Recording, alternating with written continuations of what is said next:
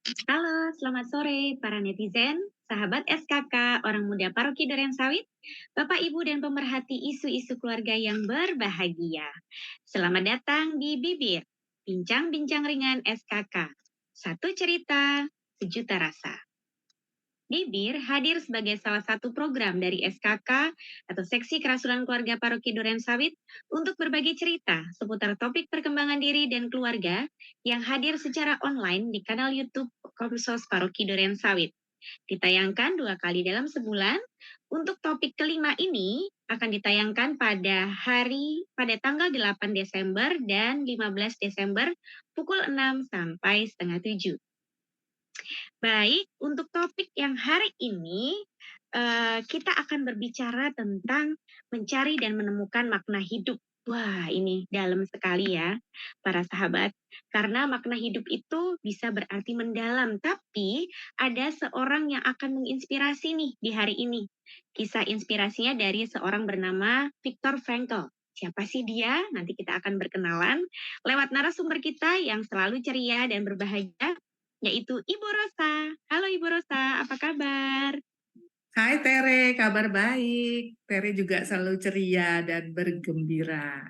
Kita sapa para netizen juga ya. Halo, selamat Ya, sore Bapak Ibu, para netizen dan pemerhati isu-isu keluarga. Kami hadir lagi nih di topik kelima ya Rea, tahun ini menutup iya. tahun 2023 tentang topik yang mudah-mudahan membantu Bapak Ibu mencari dan menemukan makna hidup.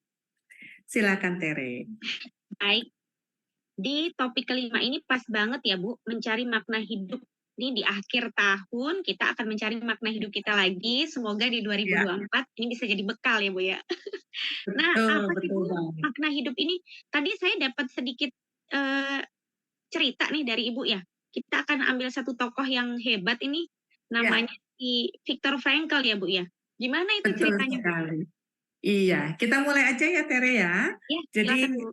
Bapak Ibu, para pemirsa, para netizen, di topik kali ini kita akan berkenalan dengan seorang tokoh yang terus terang menjadi tokoh favorit saya karena pendapatnya gitu ya, pandangan hidupnya. Tentunya tidak semuanya saya setuju, tapi sebagian besar saya setuju dan tanpa saya sadar saya menginternalisasi beberapa filosofi hidupnya dia ini. Nah, jadi kita belajar dari tokoh terkenal bernama Viktor Frankl. Beliau itu sebenarnya seorang survivor dari kejadian Holocaust. Holocaust itu waktu Nazi di Perang Dunia Kedua dari Jerman itu mau menghabiskan bangsa Yahudi di Yahudi. Eropa, Eropa Barat khususnya. Jadi kisahnya bagus banget.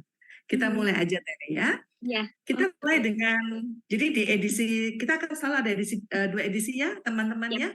Yang edisi satu ini kita fokus untuk berkenalan dulu sama Viktor Frankl. Berkenalannya nggak cuman, halo saya Rosa, kamu Frankl, bukan. Kita pengen tahu, kita pengen kenalan. Termasuk tentang pengalaman hidupnya luar biasa di camp concentration. Lalu bagaimana nanti dia keluar, dan karyanya terus bergema sampai ke penghujung dunia termasuk Indonesia. Dan Viktor Frankl sudah meninggal, jadi itu luar biasa ya. Kalau sudah meninggal dia meninggalkan legacy. Lalu nanti di edisi kedua, Bapak Ibu, teman-teman semua akan ketemu kami lagi untuk ngobrol tentang gimana nih menerapkannya. Apa sih yang bisa kita cari, apa yang bisa kita, dan nanti ada ciri-ciri tuh orang yang menemukan makna hidup sama yang belum. Dan gimana kalau kita bisa menemukan makna hidup kita. Oke, kita mulai. Nah, jadi di edisi satu ini kita coba berkenalan dengan Viktor Emil Frankl. Beliau itu, sebelumnya, nah ini dia nih, apa namanya, kutipan favorit saya yang adalah kutipannya si Frankl kayak temen aja ya, Frankl. Dan ini yang menjadi panduan saya ketika saya merespon kejadian dalam kehidupan saya. Pakai bahasa Inggris dulu ya teman-teman ya. When you are no longer able to change the situation, you are challenged to change your response. Kalau kita sudah nggak bisa lagi mengubah situasi hidup, maka kita ditantang untuk mengubah respon kita terhadap situasi. Jadi kebanyakan dari kita menghabiskan energi untuk mengubah situasi, mengubah orang bahkan, gitu ya. Tapi kita lupa bahwa yang harus diubah sebenarnya respon kita. Contoh, gitu ya. Contoh paling gampang. Kenapa sih calon-calon presidennya kok kayak gitu? Pasangan-pasangannya nggak sesuai dengan pilihan saya. Jadi bingung nih mau milih. Itu orang banyak ngomong gitu tuh sama saya. Makin buat saya juga bingung sih. Tapi kalau kita lihat seperti ini, kita nggak bisa mengubah calon-calon itu. Ya sudah, mereka dipilih oleh partai politik gitu kan. Yang kita ubah apanya? Respon kita. Respon tenang, respon tidak ikut gosip-gosip, respon tidak ikut mengkambing hitamkan siapa-siapa atau membuli siapapun dari calon-calon itu. Gitu. Ya banyak, itu cuma satu contoh. Jadi teman-teman, ini satu kutipan paling menarik dan sampai sekarang saya pakai dan mungkin akan saya singgung terus. Oke, kita kenalan dulu. Nah, ini dia fotonya waktu muda ya. Viktor Wow. Frankl ini orang Yahudi, pinternya enggak karu-karuan. Kenapa saya bilang enggak karu-karuan? Umur 15 tahun, 15 tahun tuh SMP kali ya, Yep. dia sudah menulis satu karya ilmiah dan diterbitkan di jurnal internasional. Wow. Dia lahir di Austria, ya, dari seorang ayah bernama Gabriel dan seorang ibu, saya lupa nama ibunya, Theodora atau siapa. Dia anak kedua dari 3 bersaudara. Kenapa saya cerita ini? Karena ini ada hubungannya nanti. Kakaknya satu laki-laki, adiknya perempuan. Jadi Frankl anak kedua. Jadi waktu masa kecilnya tuh mereka hidup di Austria, di Vienna khususnya, dan mengalami yang namanya depresi keuangan. Waktu itu kan ada masalah tentang Great Depression ya di dunia ya. Jadi makan dengan susah payah, bisa makan 3 kali itu, wah syukur-syukur deh. Biasanya enggak. Jadi dia biasa hidup dalam keprihatinan. Tapi Frankl muda ini tidak pernah surut niatnya dan minatnya untuk belajar, terutama belajar di bidang filsafat. Jadi dia belum kenal psikologi karena dulu kan psikologi akar ilmunya tuh dari kedokteran dan filsafat. Jadi Frankl tuh belajar otodidak lah istilahnya. Dan tokoh yang dia sukai adalah mbahnya psikologi, yaitu Sigmund Freud. Freud. Nah, umur 15 tahun tuh dia udah mulai surat-suratan sama Freud. Ya, Wow. kayak Freud gimana dan dia menulis umur 15 tahun. Itu masa kecilnya. Jadi dia mulai berkenalan. Begitu memujanya si Frankl ini pada Freud karena bagus sekali ilmunya Freud. Jadi suatu saat dia bilang, saya pengen ketemu tokoh idola saya, gitu ya. Nanti saya cerita. Nanti setelah itu saya akan cerita mengenai bagaimana Frankl masuk ke camp concentration.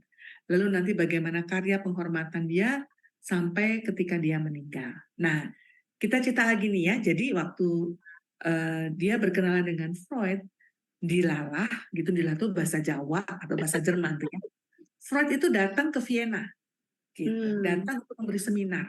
Nah, Frankl muda yang sudah jatuh hati dengan tokoh idolanya menghampiri dan betul-betul kepingin ketemu si pembicara utamanya. Dan begitu bertemu, dia bilang, Mr. Freud, I'm Viktor Frankl. Tahu nggak jawabannya si Freud kira-kira apa? I know you. Woi, keren nggak tuh, Re? Waduh. Kalau misalnya saya ketemu sama Waduh. tokoh idola saya yang saya kagumi, yang saya kepengen ketemu langsung, terus dia bilang, saya tahu kamu, Ros, keren banget gitu. Dan itu yang terjadi, Frankl langsung kaget, tapi persahabatan mereka dimulai. Jadi Frankl muda itu mulai mengikuti si Freud, mulai jadi mentornya lah Freud ini. Tapi ada satu titik ketika dia nggak setuju, karena pinter sekali, Frankl tuh mulai kritis. Dia nggak setuju dengan ajaran-ajaran Freud dan dia mengundurkan diri. Nah, tapi dia masuk ke dalam satu komunitas baru yang adalah mantan muridnya Freud. Komunitasnya Adler katanya. Dia isu-isu kemanusiaan, nggak cocok lagi. Frankl nih mungkin karena dia banyak belajar, ya dia bisa melihat mana yang cocok. Akhirnya dia mendirikan School of Thought-nya sendiri, aliran psikologinya sendiri yang kita kenal dengan eksistensial psikologi. Jadi psikologi mengenai kehadiran manusia di dunia ini untuk apa? Pertanyaan why, kenapa manusia dilahirkan? Itu Frankl nanya. Terus bertanya dan dia nulis buku. Nah, sayangnya teman-temanku netizen, Perang Dunia Kedua itu mulai datang dan masuk ke Eropa Barat. Kita tahu bahwa di Eropa Barat, Jerman tuh kuat sekali. Dan waktu itu ada Adolf Hitler yang mendirikan Nazi, sepasukan tentara yang entah kenapa benci sekali sama orang Yahudi. Sehingga mereka ingin dihabiskan di muka bumi ini, di Eropa Barat. Masuklah ke Vienna, toh. Di situ Frankel, karena dia sudah menikah, ya, istrinya pertama ini namanya Tilly. Kenapa istri pertama nanti saya jelaskan, karena meninggal dunia. Si Tilly ini sama Frankel, sebenarnya Tilly sudah hamil tapi dipaksa menggugurkan kandungannya oleh Nazi, gitu ya. Saking kejamnya Nazi tidak mau ada keturunan orang Yahudi di Eropa Barat, khususnya di daerah Jerman dan sebagainya.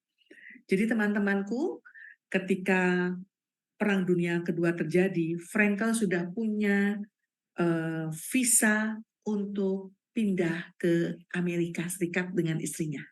Gitu. Adiknya yang bernama Stella pindah sudah ke Australia. Kakaknya dan keluarganya hampir pindah ke Italia tapi nggak berhasil, dan yang terjadi mengenaskan sekali.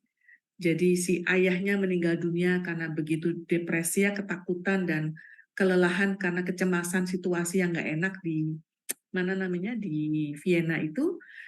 Jadi si mamahnya, Frankel dan istrinya, kakaknya dan istrinya, semua diangkut masuk penjara Auschwitz. Teman-teman kalau mau lihat filmnya, ada filmnya berjudul salah satunya Schindler's List. Wah, itu keren banget. Nanti nonton deh. Kejam sekali. Jadi mereka diculik dari rumah-rumah, laki-laki perempuan dipisah, anak-anak dipisah, harta benda mereka dipisah. Dan waktu sampai di camp concentration itu, mereka dipisah laki-laki perempuan kan ya. Jadi teman-teman, ini gambar kira-kira keadaan camp concentration. Jangan bayangkan penjara yang pakai AC. Penjara yang mohon maaf, baraknya itu kayak kandang ayam. Mereka pakai baju seperti ini dalam keadaan dingin, karena itu musim dingin kan ya, di Eropa, nggak pakai nama, jadi pakai nomor. Jadi tidak ada yang namanya humanisasi. Frankel masuk penjara, tapi waktu masuk penjara itu diangkut sama truk, dia nggak tahu di mana ibunya, dia nggak tahu kakaknya di mana, istrinya kemana. Nah ini dia, ini mulai menarik. Jadi mereka ditelanjangi semua, dibariskan gitu ya, Re. Di buku yang saya baca itu dijelaskan dengan detail, ya, bahwa bagaimana Frankel memulai menentukan sikap terhadap penderitaannya. Nah ini dasar dari logoterapi yang nanti akan menjadi cerita dalam topik kita kali ini. Logoterapi ada terapi menemukan makna hidup yang ditemukan Frankel. Jadi Frankel itu berbaris, dan dia lihat di ujung sana tuh ada tentara-tentara Jerman yang pakai baju dokter. Entah dokter beneran, entah tidak. Dan dia curious dong, ada yang ke kanan dan ada yang ke kiri. Dan di kiri itu ada semacam gudang, itu ada asapnya. Tapi ada yang ke kanan. Dia nanya sama belakangnya gitu kan, bisik-bisik, itu kenapa ada yang ke kanan, yang ke kiri? Terus belakangnya bilang, kamu harus tegak, kamu harus look good, look healthy, kamu harus kelihatan sehat. Oh iya, bisik-bisik kan, Frankel ikut. Terus sampai lari maju-maju gitu. Terus dia bingung lagi, kenapa begitu? Karena yang ke kiri akan mati, itu ke kamar gas, chamber. Dan dibunuh hidup-hidup itu, dibakar hidup-hidup.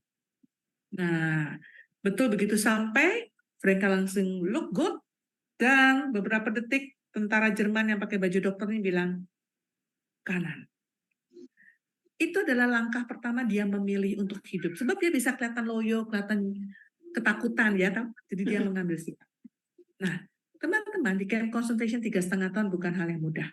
Dia nggak tahu, ternyata mamanya sudah masuk kamar gas, kakaknya juga, dan istrinya juga tewas di kamar gas. Jadi Frankel itu dalam ketakutan, dia sempat mengalami demam tiroid yang tinggi. Jadi, dan sebelum dia masuk camp concentration, karena dia penulis buku, dia tuh menulis sebuah buku yang belum sempat diterbitkan. Jadi transkrip bukunya itu dia bawa, dia masukin ke baju penjaranya. Tapi diambil sama tentara Nazi, dirobek dan dibuang. Tapi hebatnya Frankel, selama di camp concentration, di mana dia ada kesempatan, dia mencuri-curi menulis ulang transkrip buku itu. Keren ya? Jadi inti dia adalah dia menemukan satu komunitas, dia menyembuhkan secara fisik karena dia dokter. Jadi Frankel ini bukan psikolog, dia dokter. Dia ngambil spesialisasi neurologi. Dan waktu dia keluar dari camp concentration dia mengambil bidang psikiatri karena dia sangat tertarik pada bidang psikiatri, kejiwaan. Nah, selama di camp concentration ada satu hal yang dia tidak ingin terjadi pada teman-teman. Karena itu kan suasananya sangat penuh ketakutan ya, Rey ya. Iya, Anytime kita betul. bisa meninggal loh, dibunuh sama tentara Nazi yang cuma bersihin senjata, lalu ada narapidana orang Yahudi yang lagi kelelahan bisa ditembak. Oh, Iya. pelurunya masih ada, cuman gitu. Dan nyawa itu murah sekali.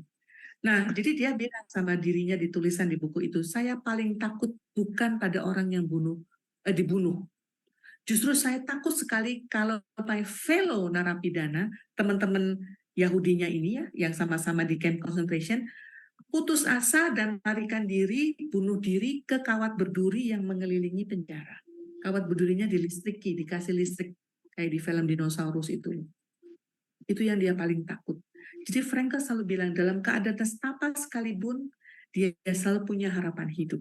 Nah, ini nanti jadi dasar yang kedua dalam filosofi dia. Itu ya, Re. Iya. Jadi saya membayangkan, tentunya saya nggak pernah di camp concentration. Saya nonton filmnya, ngeri banget. Manusia tuh nyawanya murah banget gitu ya. Mereka manusia kan tidak ada nama. Lalu di buku itu ditulis kalau ada dari perpindahan dari satu camp penjara ke camp lain, Iya. itu mereka bisa dibunuh di tengah jalan dan mereka bisa mati kedinginan. Iya. Dan mereka selamat, dia dipindahkan ke 3 penjara. 2 di antara yang paling kejam yang namanya Auschwitz dan Dachau. Iya. Nah, lalu kenapa bisa bebas dari camp concentration? Karena Frankel memilih untuk menjadi survivor, gitu ya. Jadi waktu tentara Nazi tanya, siapa di sini yang dokter? Dia langsung tunjuk tangan. Dia bisa bilang, enggak loh, kan nggak ada KTP ya, Iya. tunjuk tangan. Untuk apa? Untuk dia memberikan sesuatu. Yuk, sini pada dokter, bekerja di rumah-rumah perwira. Nah, itu kan dia memilih. Saya nggak mau tenggelam dalam kesakitan, tidak mau tenggelam dalam keputusasaan. Saya mau tetap menservis orang.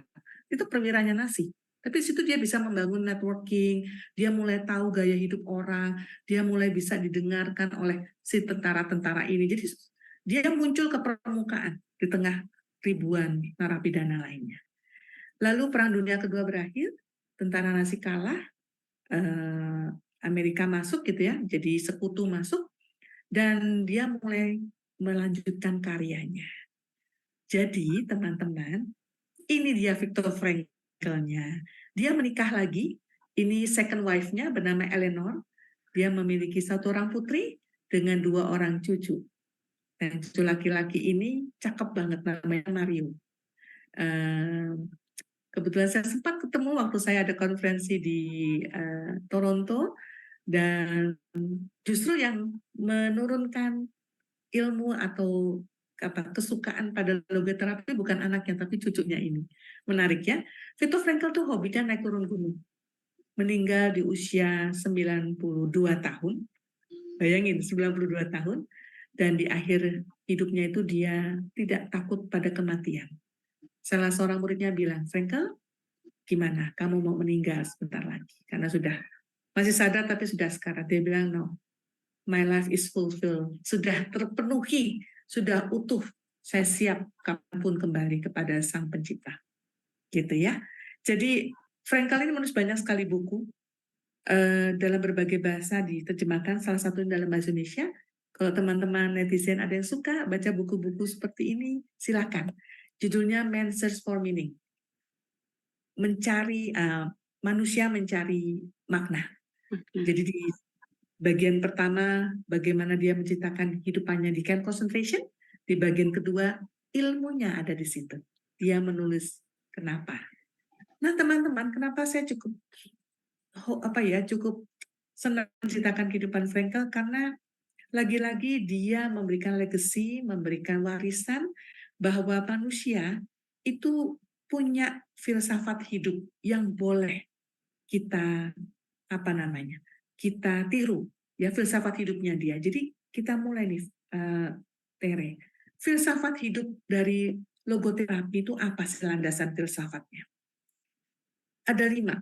Yang pertama, semua orang dilahirkan dengan sebuah kebebasan untuk memiliki kehendak. Ini bukan kebebasan tanpa batas ya, yang ngaco ya, bukan. Jadi karena pengalaman hidupnya diculik oleh orang Nazi, Frankel tulis tuh di bukunya, dia bilang gini, silahkan Nazi gitu ya, kamu boleh ambil apa saja, hartaku, istriku, orang tuaku, rumahku, satu yang kamu nggak bisa ambil dari aku, yaitu keinginanku untuk tetap hidup. Nah, kelihatan dari cerita saya tadi, dia masih mau tetap hidup, dia look good dari awal tuh ya. Terus ketika dia bilang sama teman-temannya nggak boleh meninggal dengan sia-sia, waktu dia angkat tangan siapa dokter di sini. Itu cuma cita-cita kecil dan sekian tahun, 3,5 tahun dia ada di penjara. Yang kejam itu. Yang kedua, orang itu kebebasan berkehendaknya, kehendaknya untuk apa? Nah ini dia, makanya bukan kehendak sembarangan. Kehendak untuk hidup yang meaningful atau bermakna. Lagi-lagi Frankl sudah membuktikan. Walaupun di penjara, dia kepingin punya makna dalam hidupnya. Nanti kita lihat nih, makna hidup kayak apa. Yang nomor 3, kita lihat nanti makna hidup itu apa. 1, setiap orang dilahirkan punya kebebasan untuk berkehendak. 2, kehendaknya apa? Untuk hidup bermakna. 3, ada makna hidup. 4, setiap orang, Tere, saya, siapapun teman-teman netizen, makna hidup itu unik, pribadi. Kita nggak boleh banding-bandingin. Kok gitu aja lu sebut makna hidup, nggak bisa gitu ya, karena kan sangat pribadi ya dan sangat unik. Dan termasuk misalnya makna hidup saya begini, orang nggak bisa bilang kok gitu aja disebut makna hidup. Yang penting kita lihat nanti ada 3 sumber makna hidup.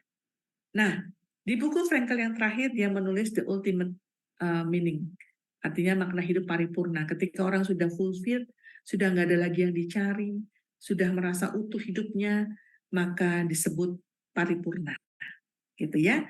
Ini bukan soal siap dipanggil Tuhan apa enggak, tapi dia kalau sudah merasa itu sudah hanya enjoying life, begitu ya. Ini yang menarik sebenarnya. Nah, teman-teman, makna hidup kita ada 3. Ini saya mau cerita sedikit, teman-teman. Mudah-mudahan mudah dipahami hanya dengan gambar segitiga ini. Yang pertama, makna hidup kita mulai dengan disebut nilai karya. Kita bisa menemukan makna hidup dengan melakukan karya. Gitu. Jadi misalnya Tere seorang guru, saya kebetulan juga guru.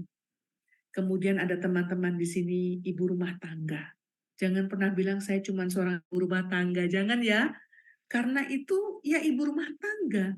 Saya bapak rumah tangga, gitu ya. Jadi bukan apa yang kita lakukan, tapi bagaimana kita melakukan jauh lebih penting untuk menemukan makna hidup. Orang bisa menjadi ibu rumah tangga yang keren, yang sangat meaningful, atau ibu rumah tangga yang biasa aja, yang rutin, yang default. Pagi bangun, nyuci piring, nyiapin makanan, anak sekolah, antar sekolah, pulang sekolah, tiba-tiba malam. Ada, tapi ada yang nggak seperti itu. Oh oke, hadirin anak ke sekolah, apa ya makanannya ya? Kira-kira dia suka nggak yang ini? Nanti jemput jam berapa ya? Ngeles jam berapa? Ibu rumah tangga, bapak rumah tangga melakukannya dengan berbeda. Itu yang disebut nilai karya. Jadi bukan pekerjaannya. Dokter, ada dokter yang keren, ada dokter yang biasa-biasa aja. Jadi bukan dokternya, bukan profesi dokternya. Gitu. Ada pilot yang menerbangkan pesawat pokoknya selamat, tapi default pencet ini udah kayak robot, mohon maaf gitu ya. Tapi ada yang setiap kali mau terbang tuh enjoying banget, memberikan servis terbaik buat para penumpang, keselamatan, kenyamanan, dia menjaga sekali suasana dan seterusnya. Gitu kira-kira teman-teman. Oke? Jadi semua dari kita bisa menemukan makna hidup. Yang kedua, kalau tadi apa yang kita berikan pada dunia melalui karya kita, yang kedua disebut nilai experiential, nilai pengalaman. Apa yang kita ambil dari dunia? Loh kok Bu diambil Bu? Iya kan dunia dijadikan oleh Tuhan untuk dinikmati kan ya. Tapi juga banyak manusia yang hidupnya kayaknya biasa-biasa aja karena nggak menikmati hal-hal kecil yang ada di sekelilingnya. Kita sudah berbulan-bulan dalam keadaan panas, betul nggak teman-teman? Kemarau. Nyebelin juga ya sebenarnya ya Raya. Keringetan, mukanya kayak terbakar, haus terus. Tiba-tiba Tuhan izinkan hujan. Gimana menyambut hujan? Haleluya, yes, atau oh akhirnya hujan juga deh. Jadi gimana kita merespon hujan dengan gratefulness yang kelihatannya kecil, ya cuman hujan, tapi buat saya itu luar biasa karena Tuhan. Jadi hujannya besar kayak hujannya kecil, saya selalu berterima kasih. Nah teman-teman, itu tentang hujan. Gimana dengan seharian kita? Kebetulan saya punya, depan rumah saya itu ada taman yang dirawat oleh pemerintah DKI loh. Betapa beruntungnya saya kan. Eh, jadi bagaimana kita merespon keberuntungan-keberuntungan itu, bukan beruntungnya ya. Oh gila, ada kupu-kupu kok ya mampirnya di tamannya saya gitu kan, ke taman tetangga gitu kan ya. Itu adalah nilai pengalaman. Mensyukuri, mengambil apa yang alam berikan kepada kita. Entah dalam rupa relasi dengan orang lain, atau hobi, jadi atau alam, apapun. Teman-teman, dua sumber makna hidup. Yang ketiga, nilai sikap. Dan ini yang Frankel tekankan selama ada di camp concentration. Nilai sikap adalah bagaimana kita menerima situasi hidup yang sudah nggak bisa dirubah, terutama dalam keadaan tragedi atau penderitaan. Ketika suami meninggal, ketika ayah meninggal, ketika orang tua sakit parah, atau sakit yang kita sebut dengan nggak bisa disembuhkan, gitu ya. Kemudian ketika ada bencana alam, ketika bangkrut, ketika kehilangan pekerjaan itu kan tragedi, nggak ada yang mau. Termasuk ketika masuk penjara karena ada orang benci sama kita. By the way, saya yakin Frankel nggak mau memilih mau jadi bangsa apa, dan kita nggak bisa juga ya. Iya, Saya nggak mau betul. jadi orang Yahudi, saya nggak mau jadi orang Indonesia, kan nggak bisa ya. Kita lahir nggak bisa milih, tapi itu dia. Itu yang disebut unavoidable suffering. Penderitaan yang nggak bisa ditolak, ya dia terima. Bahwa ada nasi yang membenci dia juga nggak bisa ubah kan. Maka tadi quotes pertama itu penting. When we are no longer able to change a situation, we are challenged to change our response. Saya udah nggak bisa ngubah tuh Nazi benci sama orang Yahudi, kata Frankel gitu kan. Tapi saya bisa mengubah respon, mengambil sikap optimis, tetap mau hidup, ambil semuanya, harta saya boleh. Kalau dengan kepedihan, silahkan. Terpaksa orang tua saya juga dibunuh, istri saya bahkan, kakak saya. Sedih, pedih sebagai manusia, berduka, tapi saya nggak boleh meninggal sia-sia. Saya nggak boleh bunuh diri. Saya nggak boleh, dan saya tetap mau hidup. Nah, itu dia nilai sikap teman-teman. Aduh, ngomongnya gampang, betul. Karena di level ini memang kita betul-betul diuji untuk mencari dan menemukan makna hidup yang paling dalam. Nah, sekarang pertanyaannya, apakah teman-teman harus mengalami tragedi dulu, bencana dulu, baru bisa menemukan makna hidup? Seperti Frankel. Jawabannya ya enggak lah, gitu ya. Serem banget hidup kalau kayak begitu. Jadi teman-teman, saya sih nggak mendoakan tragedi, kita semua mendoakan selamat ya. Tapi kalau misalnya pun Tuhan izinkan terjadi, kita tahu kita bisa mengambil sikap yang tepat. Dalam ajaran iman Kristiani sudah jelas. Kita beriman. Ada sesuatu di balik semua penderitaan kita, suffering kita. Dan kita melihat salib Yesus, of course. Yang kalau salah satu, kemarin saya kebetulan lagi baca, lihat YouTube ini, Rey. Apa Apa itu, namanya, Bu? uskup paling tua yang masih ada itu Uskup Pain Ratu dari Tambua. Dia cuma Ah, bilang, kalau saya menderita, dia tuh di jurnalnya. Umurnya 94 tahun loh. Dia nulis di jurnalnya, kalau saya menderita, itu mah nggak ada apa-apanya dibanding penderitaan Yesus, penyelamat saya, yang nggak berdosa, tapi disiksa. Aduh, jadi kalau saya disiksa orang, itu mah nggak ada apa-apanya. Padahal saya kan orang berdosa, gitu loh. Jadi kita memandang salib itu seperti itu. Mungkin ya terjemahan dari nilai sikap. Jadi teman-teman, kalau mengalami, kita punya nilai sikap. Kalau nggak mengalami, makna hidup kita, oh, lewat nilai karya, lewat nilai pengalaman, kita bisa menemukan makna hidup kita. Gitu Tere ceritanya. Seperti yang wah, keren banget nih, Bu. jadi storytelling ya. Karena kagum nih, saking kagumnya saya sama Viktor Frankl ya. Gimana dia itu ternyata sebagai seorang manusia yang pribadi, kan pasti nggak mudah ya ketika ada di Betul. kamp konsentrasi yang penuh dengan penyiksaan, terus juga dia harus merubah diri dari yang hidupnya nyaman, kemudian jadi tidak nyaman, tapi dia tidak trauma dan dia masih bisa menjalani hidup bahkan umurnya lama banget gitu ya, dan dia bisa hidup 92 dengan tahun. ya, makanya itu. Ini menarik Ya. sih, bagaimana si Frankel ini, Om Frankel ya, Mbah Oh, Frankel, Frankel. ini dia bisa merespon situasi hidupnya itu dengan menerima, Ya, menjalani hal yang tidak bisa diubah, tapi bisa menjadi manusia yang malah bisa berbagi hal baik, yang yes. memiliki arti dan juga dia juga paham gitu makna hidupnya dia. Dibanding Mhm. dia memilih untuk meratapi, menyerah kan bisa aja ya Bu, dia putus asa, Betul. bunuh diri, atau dia melakukan hal yang tadi ya, lebih baik aku memilih jalan supaya dipilih ke kiri, masuk ke kamar gas, atau Yes. diapain gitu ya. Tapi Betul. dia memilih untuk menjadi seorang yang survivor dan penuh rasa syukur. Ini penting sih Bu. Di sini Betul. si Frankel ini ternyata trust and surrender-nya itu tinggi banget gitu ya. Bukan surrender yang menyerah, tapi pasrah banget seperti Tuhan Yesus yang akhirnya menerima untuk disalib ya. Yes. Itu hebat banget ini. Dan ini Betul. luar biasa sih Bu. Speechless saya Itu sampai sebabnya, sekarang. iya, oh tuh Tere menggambarkan dengan sangat baik ya, si Viktor Frankl ini, Om Frankl ini.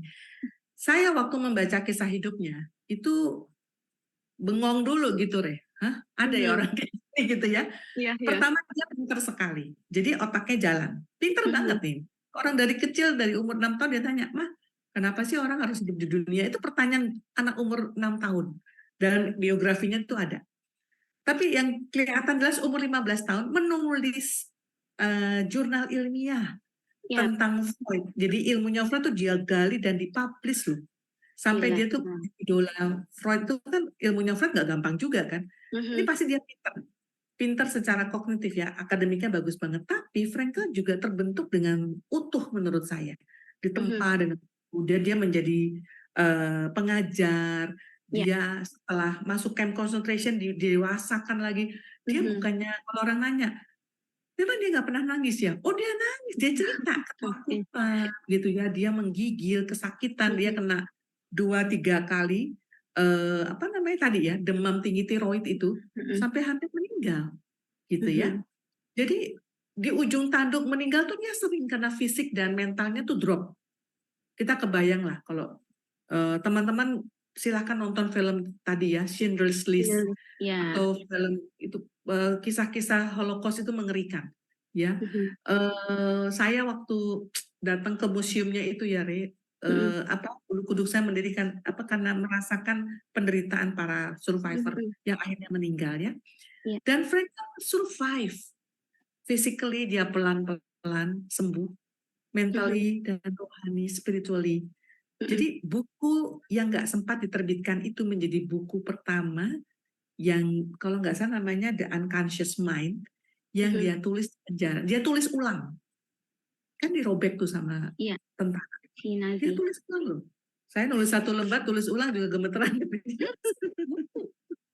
Wah, keren. Nah, jadi saya nggak mendewakan dia, tapi saya melihat beberapa prinsip yang luar biasa dari Frankel yang diteruskan oleh murid-muridnya ke seluruh dunia dan saya bersyukur bisa kenal teori ini gitu. Jadi saya Iya. kepingin bagi ke teman-teman semua.